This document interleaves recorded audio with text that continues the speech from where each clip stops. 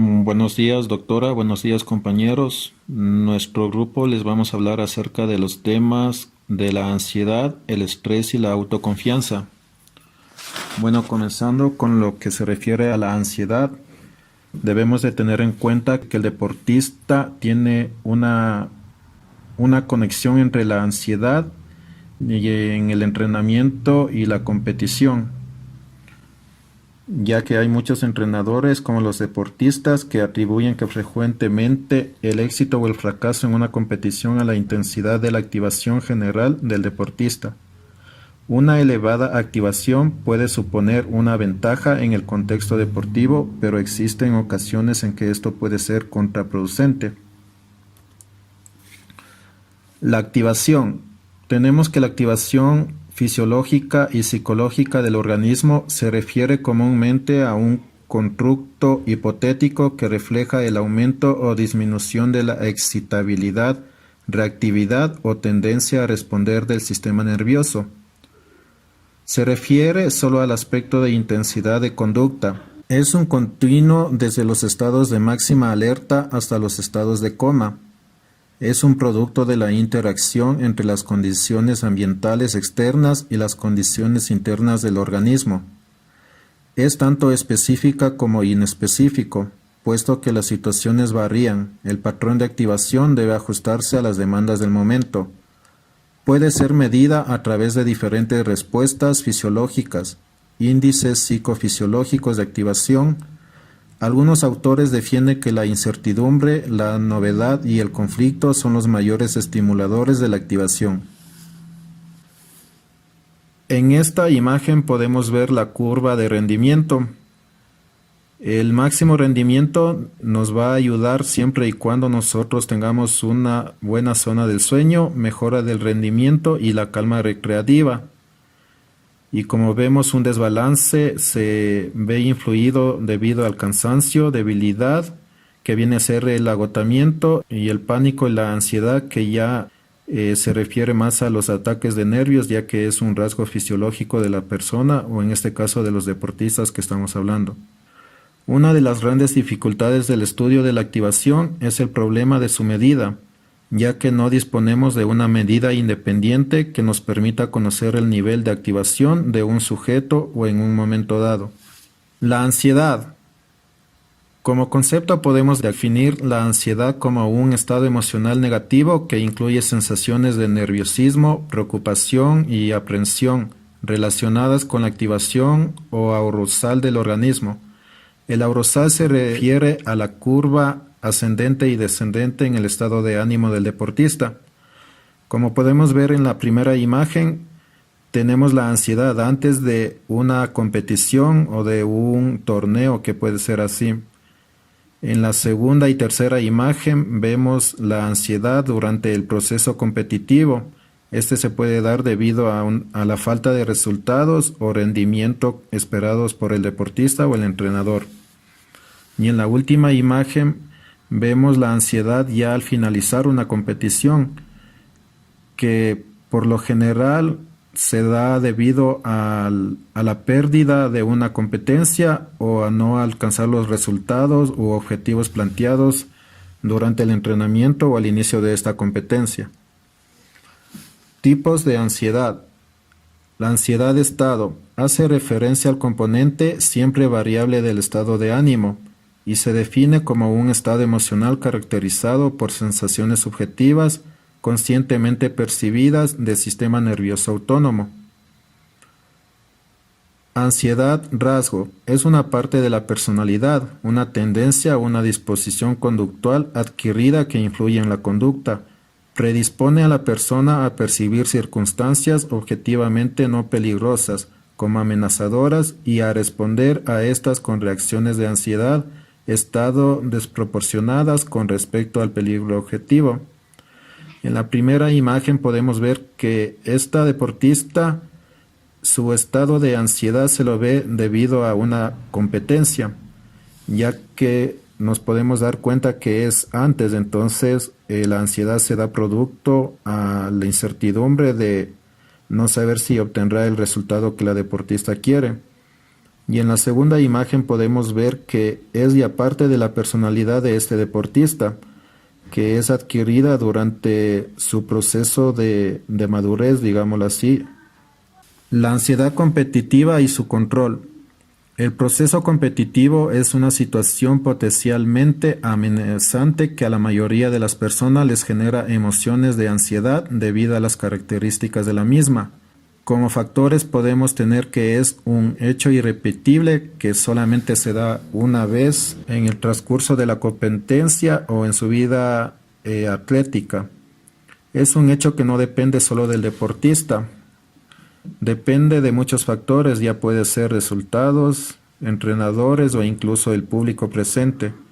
Al deportista se le exige que sea el mejor, no solamente se le exige digamos, desde personas del exterior, sino que ya uno mismo como deportista siempre se exige a ser mejor que otros deportistas.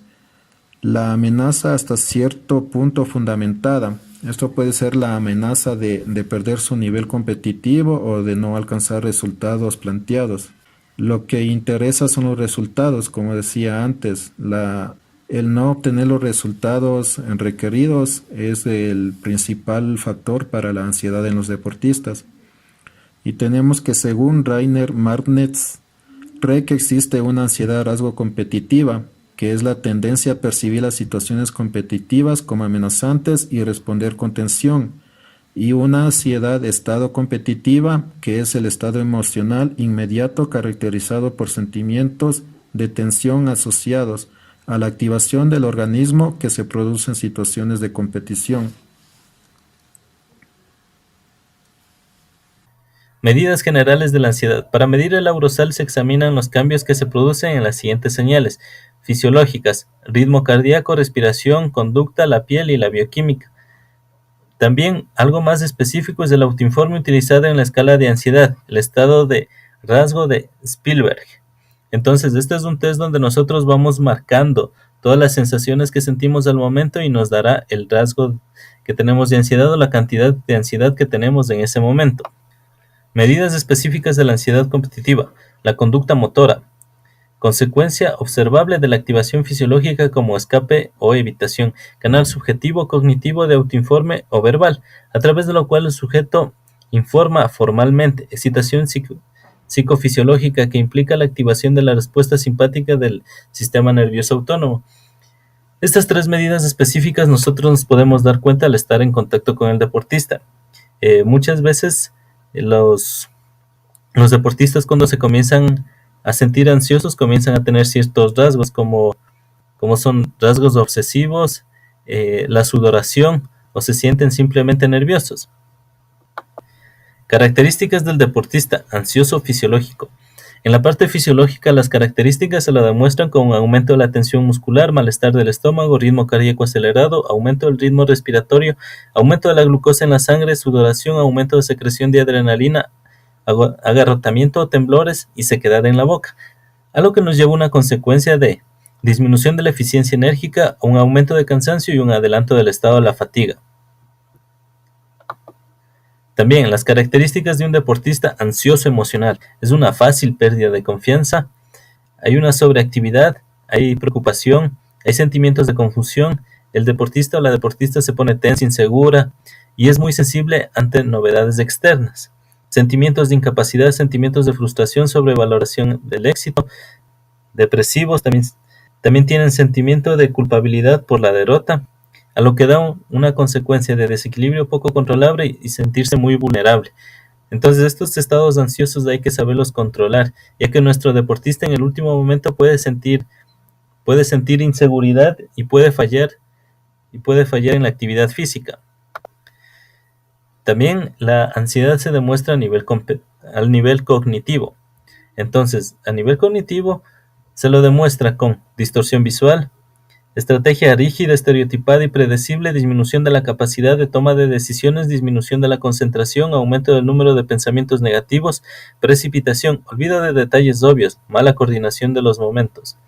Como consecuencia, disminuye la fatiga, disminuye la eficiencia en el juego, hay una falta de atención, hay una consecución de errores.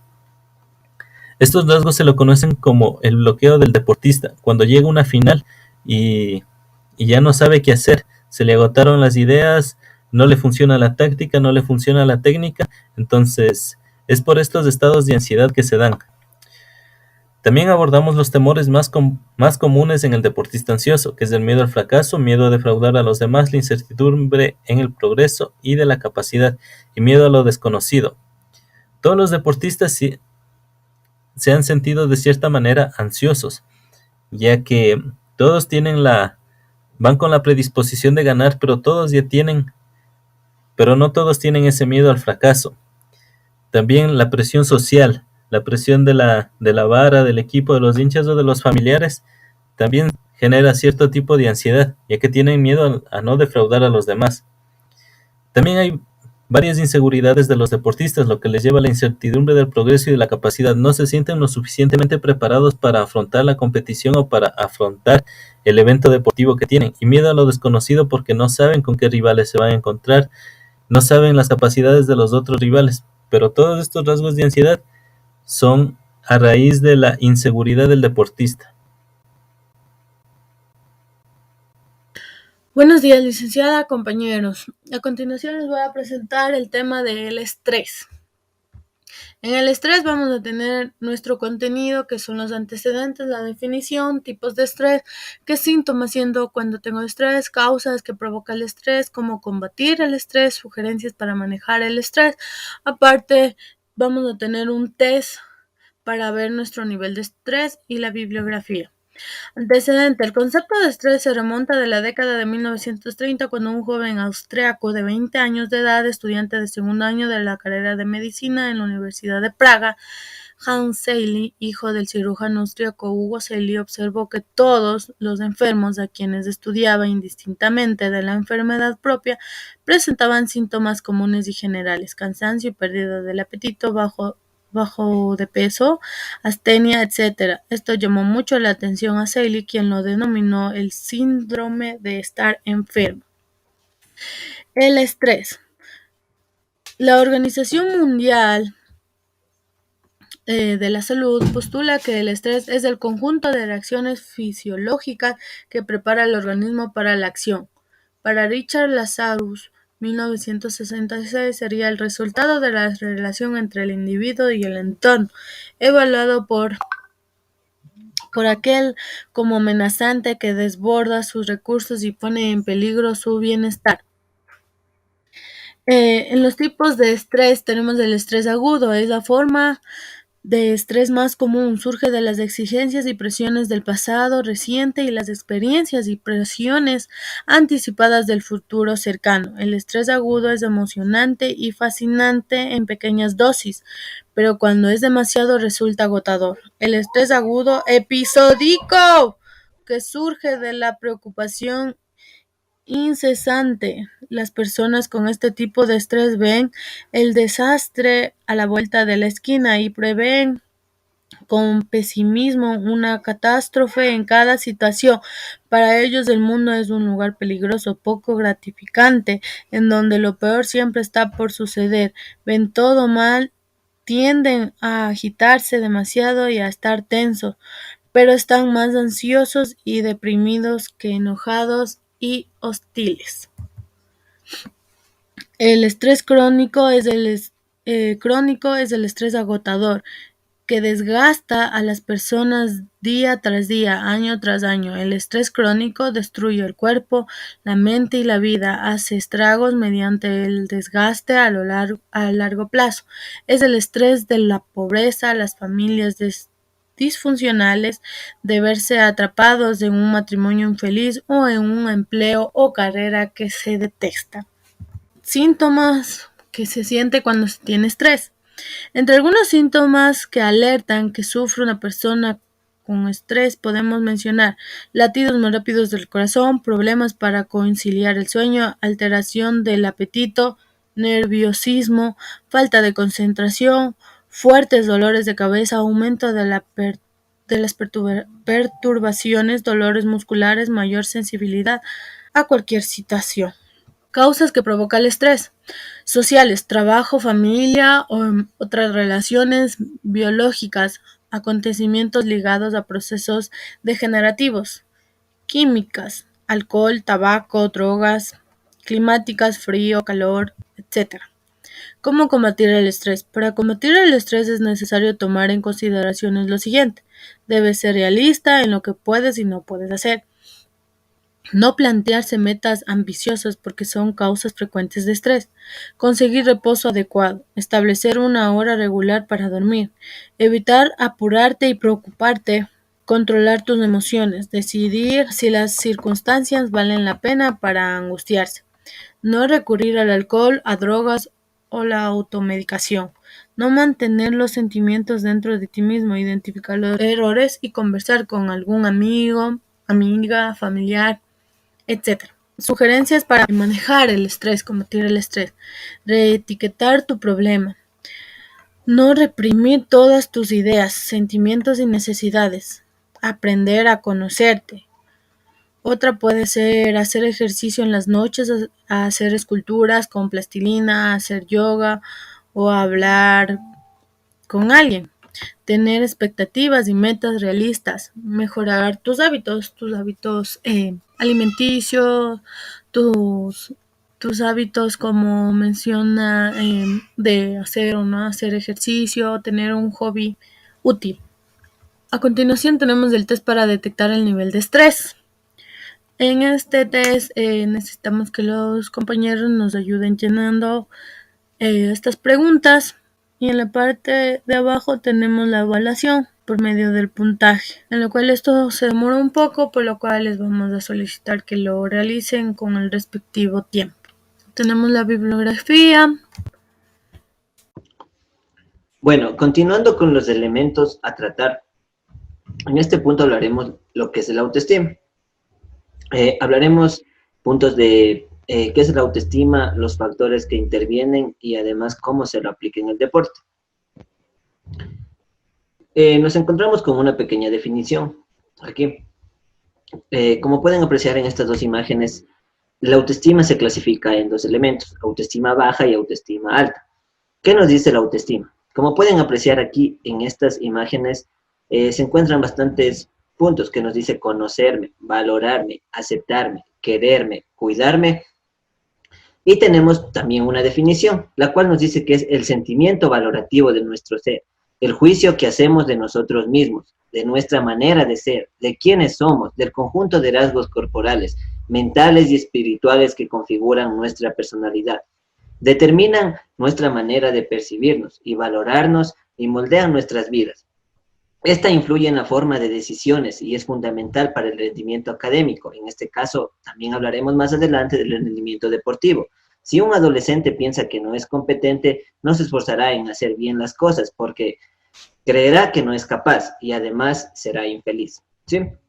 Entonces, en esta pequeña definición nos conjuga todos los rasgos que un individuo tiene al momento de tener una autoestima, esta sea baja o alta. Como nos dice, corporales, mentales, espirituales, la personalidad. Pero ahora diremos, la autoestima, ¿nacemos con autoestima o vamos adquiriendo la autoestima? Pues la respuesta es que el autoestima nosotros vamos adquiriendo, ¿sí? Desde una etapa de la infancia, nosotros mediante experiencias, mediante percepciones psicológicas que nos enfrentamos en la sociedad, vamos adquiriendo esto, ¿sí?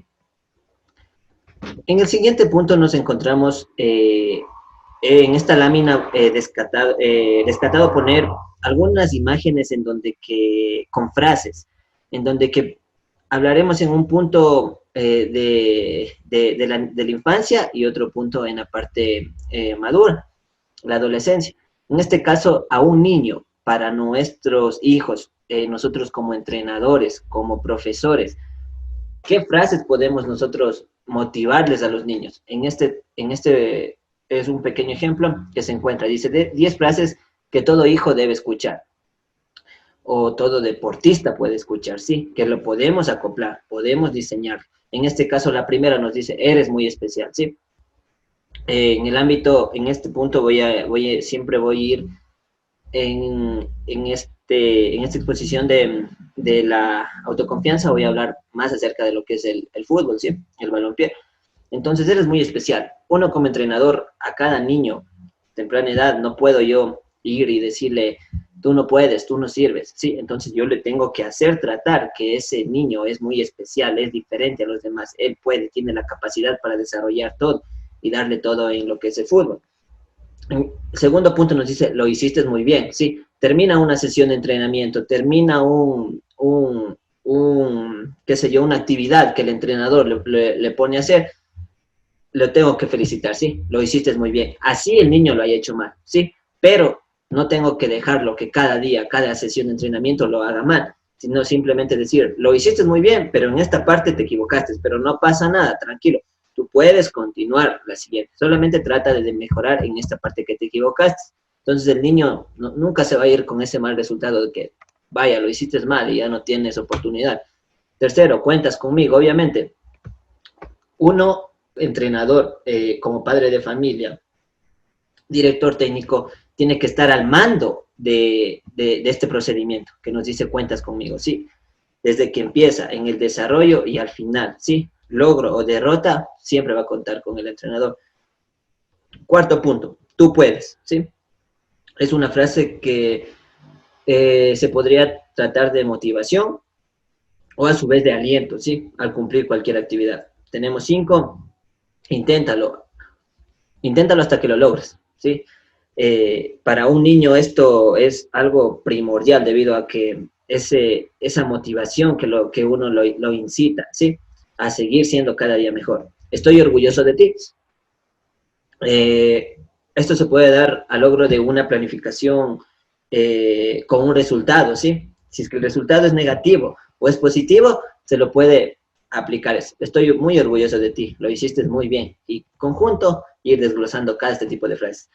7, te amo. Bueno, un entrenador puede limitarse a esta frase, si no, más bien el padre de familia puede hacerlo. Pero ¿cómo lo puede decir el entrenador?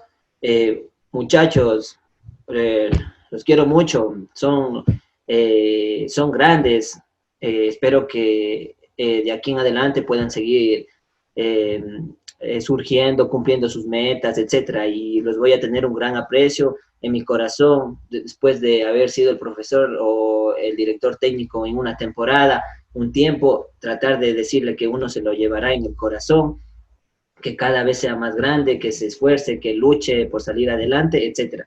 Eres importante para Dios, obviamente, ¿sí? Obviando las religiones y respetando, ¿sí? De cada ser humano. Pero si obviamente se ha llegado a Dios, obviamente es una frase tan bonita, ¿sí?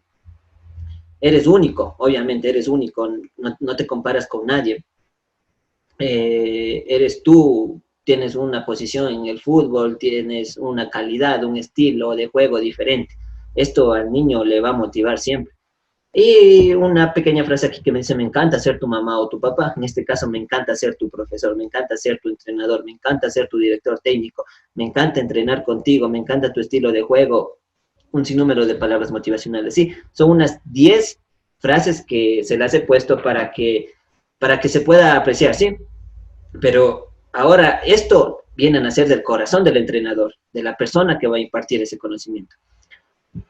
En el siguiente gráfico tenemos bases sobre la que se construye el autoestima, ¿sí? ¿Cómo se va a construir el autoestima? El autoestima no es que yo diga, bueno, me salió mal, voy a estar bien, sí, me motivo por dentro, sí, pero eso no es autoestima. El autoestima se va fundando con bases, ¿sí? La autoaceptación, ¿sí? Primero, quererme como yo soy y saber en qué estoy en la capacidad, ¿sí? Si es que tal vez me falta por entrenar, pero esto obviamente ya pasamos a un ámbito de una persona con lógica, razonamiento y criterio personal, ¿sí? En este caso, en el anterior gráfico, vimos a 2 niños, ¿sí? A 2 niños que ellos no pueden, o sea, tratar de desarrollar o tener ese pensamiento, ese criterio, ¿sí? Pero en esta lámina de acá ya vemos lo que es una persona, ¿sí? Entonces, que va a construir ya el autoestima, ¿sí? Entonces, la autoaceptación, ¿sí? Primero me acepto como yo soy, mis rasgos físicos, mis rasgos fisiológicos, si tengo alguna percepción psicológica negativa o positiva, yo ya me estoy aceptando, me respeto a mí mismo, ¿sí? Me quiero a mí mismo. Si es que yo no me quiero a mí mismo, si es que no me cuido a mí mismo, no lo voy a hacer con los demás. Conocimiento de uno mismo, ¿sí? Me conozco como yo soy, ¿sí? En la primera decía autoaceptación, me acepto. Pero, ¿qué es eso? Primero, conozco como yo soy, ¿ya? Conciencia de uno mismo, ¿sí? Estoy consciente de lo que hago, ¿sí? Si es que yo voy a hacer mañana en un entrenamiento, digo, mañana no voy a asistir a ese entrenamiento como jugador, ¿sí? Pero yo sé que voy a perder bastante conocimiento, bastante rendimiento físico. Entonces, yo ya sé la conciencia, ¿sí? Yo hago conciencia que eso está bien y eso está mal. Y la autoconfianza, ¿sí? Creer en mí mismo, ¿sí? Creer en mí mismo. Continuamos, nos encontramos cómo se forma la autoestima, ¿sí? Anteriormente vimos unos gráficos de las bases que nos da el autoestima. Ahora voy a ver cómo voy formando eso, cómo voy formando. El autoestima se aprende, cambia y la podemos mejorar. Pues todos, niños, niñas, adolescentes y adultos, experimentan fluctuaciones de la autoestima.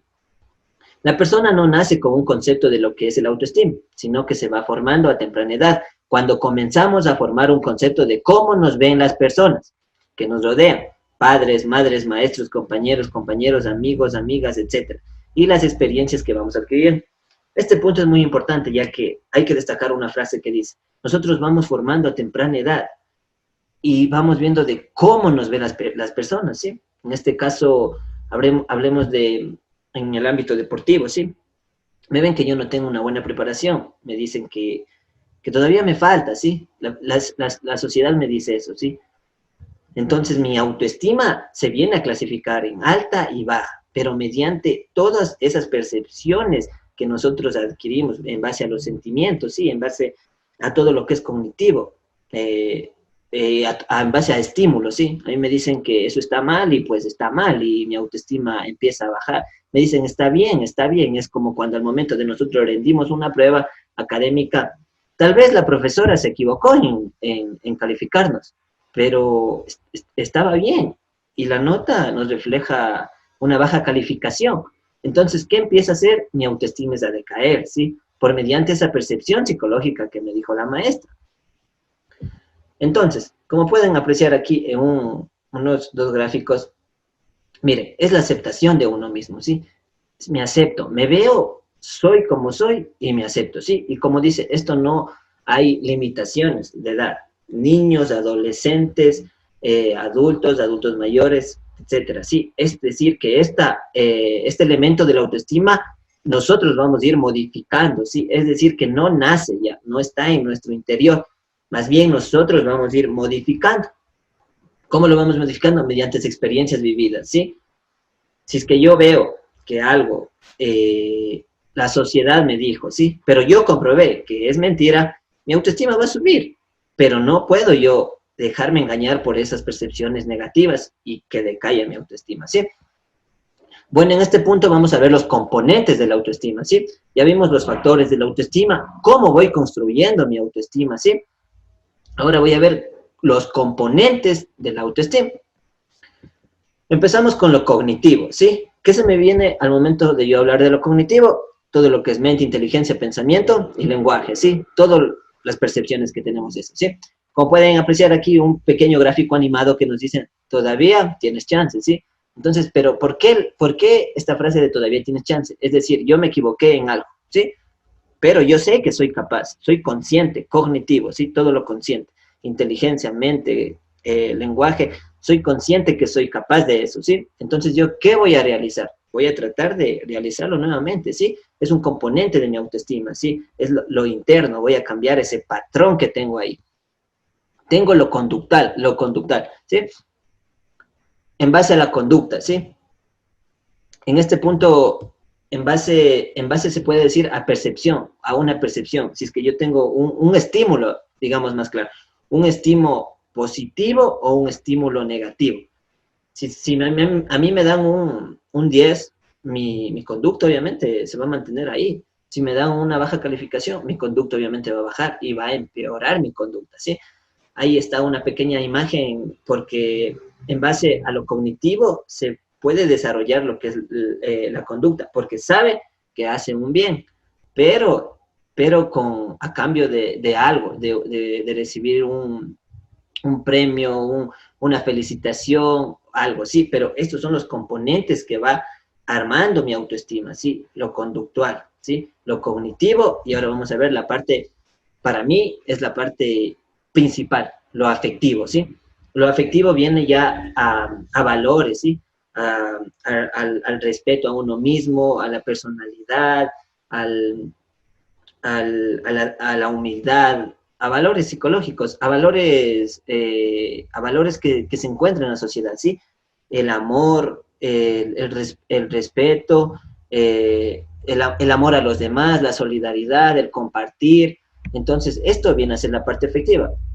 Miren, como pueden apreciar ahí en imagen, dice, hoy me veo guapa, ¿sí? Entonces, ¿qué se da a ella? Se da ánimos ella misma, ¿sí? O sea, es algo afectivo que obviamente enriquece a nuestro corazón, a nuestro espíritu, a nuestra alma, ¿sí?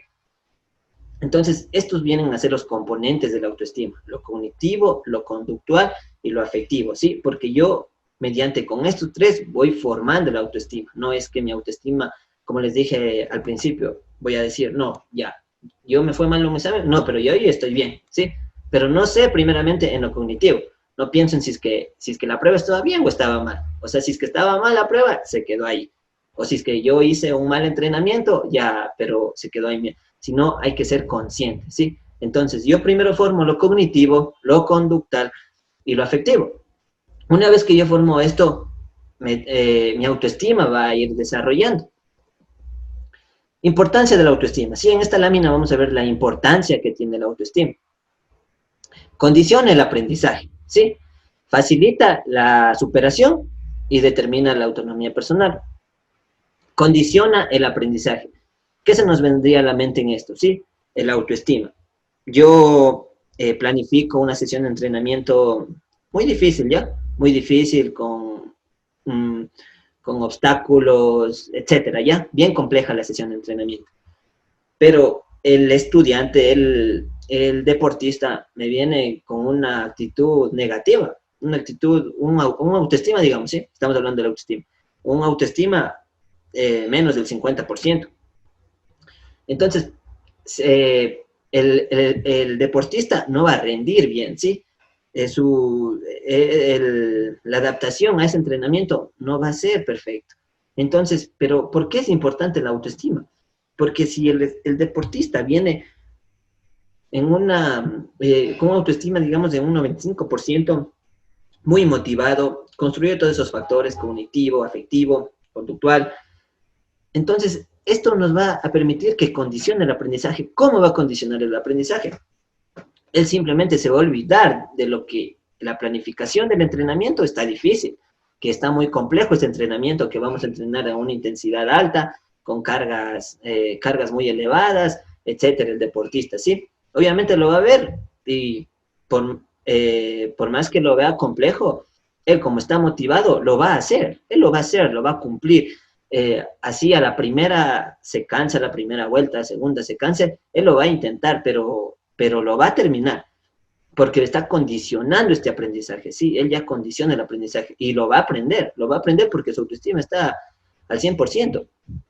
E incluso si es que yo pongo una sesión de entrenamiento, digamos, al 20%, ¿sí? Sin cargas, intensidad baja, todo recreativo, hablemos del ámbito recreativo, todo recreativo. Entonces, por más que esta sesión de entrenamiento sea recreativo y tenga un aprendizaje, tenga un objetivo de aprender algo al final de la clase, si el estudiante se encuentra con una autoestima menos del 50%, estamos perdidos, ¿sí? No va a aprender el estudiante. Facilita la superación, ¿sí? Obviamente, todos hemos querido superarnos, ¿sí? Tenemos eso en mente, salir adelante, culminar nuestros objetivos, cumplir nuestras metas, etcétera, ¿sí? Pero se nos trunca por simples percepciones que se nos vienen a la mente, ¿sí? Decir, eso está difícil, eso no puedo, eso ya no, eso es nuevo para mí, etcétera, ¿sí? Nos limita eso y no nos deja que nos superemos. Entonces, ¿qué nos dice? Que si nosotros tenemos una autoestima superior al 50% o más, nos va a facilitar nos va a facilitar este proceso de superación, ¿sí? Vamos a llegar, lo vamos a lograr, e incluso en momentos habrá que no supimos ni cómo lo logramos, pero ¿por qué? Porque en nosotros tuvimos los componentes de la autoestima, lo que ya vimos, lo cognitivo, lo conductual y lo afectivo, ¿sí? Eso ya construimos nosotros en nuestro cuerpo, ¿sí? En nuestra mentalidad, en nuestro pensamiento crítico, razonable, nosotros ya construimos, ¿sí? Y nos facilita la superación. Determina la autonomía personal, ¿sí? En este caso hablaremos del ámbito personal, lo ético, lo profesional, la pedagogía, el conocimiento, ¿sí? Esto va a determinar, sí, el ser propio de uno, ¿sí?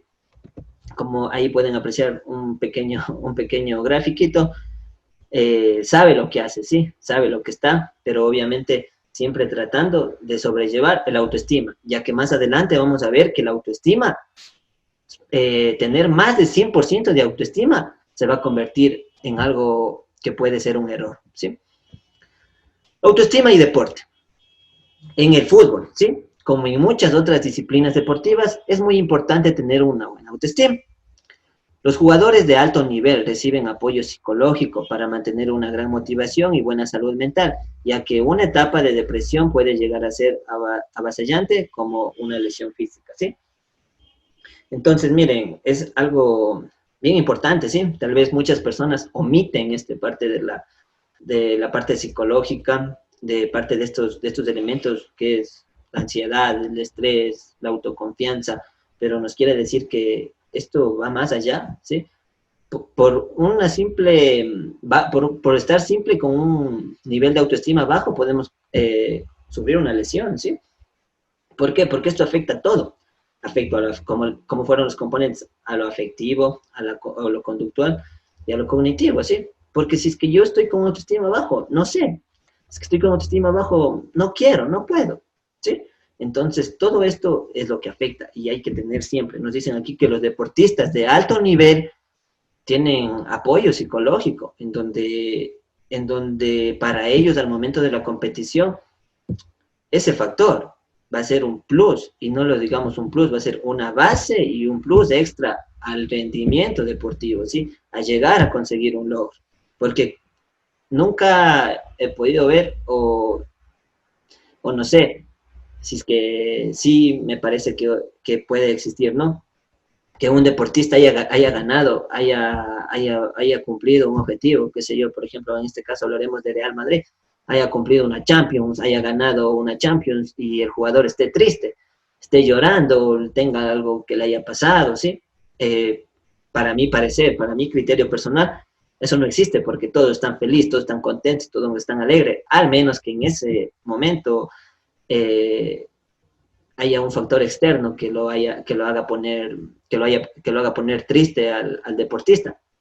Entonces ellos están preparados antes, después y en el entrenamiento, partido o la consecución del logro, están preparados con ese aspecto psicológico, ¿sí? Hasta para conllevar una derrota, ellos están muy bien preparados, ¿sí? Es decir, que ellos pero terminan con una frente bien alta, sintiéndose orgullosos de ellos mismos, con este componente afectivo, queriéndose ellos mismos, cognitivo, sabiendo que ellos lo dieron todo, sabiendo que ellos son los mejores, y conductual, ¿sí? Con una conducta, con una personalidad, con una ética profesional correcta, sin que vaya más allá de algo inadecuado. Bueno, en este punto vamos a hablar tengo una frase que me llamó mucho la atención, ya que como les dije, si nosotros tenemos una autoestima superior al 100%, estamos demasiado, se podría decir, el ego, la personalidad, todo lo afectivo, va a pasar algo así como en esta frase que me llamó mucho la atención de Marcelo Bielsa. El fútbol necesita que el jugador tenga una alta autoestima, pero la autoestima lleva a la vanidad, y la vanidad te hace egoísta. El entrenador debe aprender a controlar eso dentro de un grupo y controlar un balance, ¿sí? Para mí es algo en esta presentación de la autoestima, que esta frase ha sido la que más he destacado, ¿sí? Y me ha gustado mucho porque me quiere decir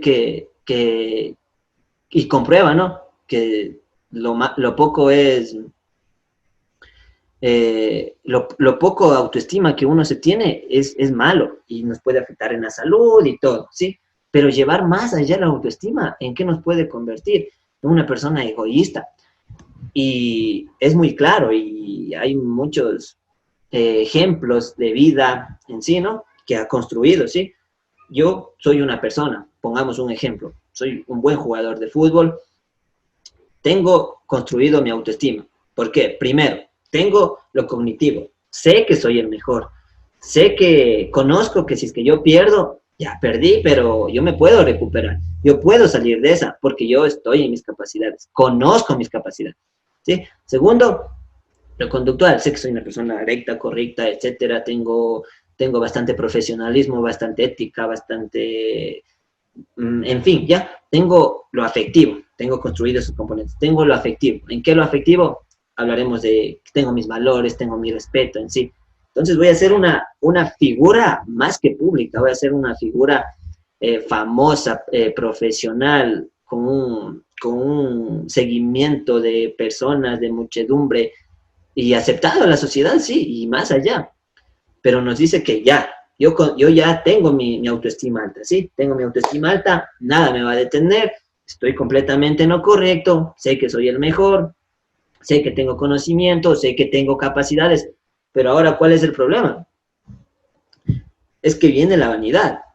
Hay personas que están inferior a mí, simplemente por qué sé yo, se te rompió el celular, se te perdiste a tu novio, etcétera, esa autoestima empieza a bajar y entonces esa persona que tiene la autoestima alta empieza a quererse superior a los demás, sí, y ve a la gente, ve a uno por acá, inferior a ellos, y empieza lo que es la vanidad, el egoísmo, ¿sí? Entonces ahí ya se va destruyendo los componentes, ¿sí? Porque en lo afectivo estamos hablando de los valores, y entonces en lo afectivo, si es que una persona está mal, yo tengo que compartirle eso, tengo que compartirle mi conocimiento, cómo yo tengo la autoestima alto, ¿sí? Entonces esta frase para mí es muy importante, me quedó muy claro. Esta ha sido la exposición de nuestro grupo, espero haya sido de su agrado y muchas gracias. Y muchas gracias por la atención, compañeros. Licenciada, ¿alguna pregunta? Que nos las hagan saber, con gusto les responderemos. Gracias.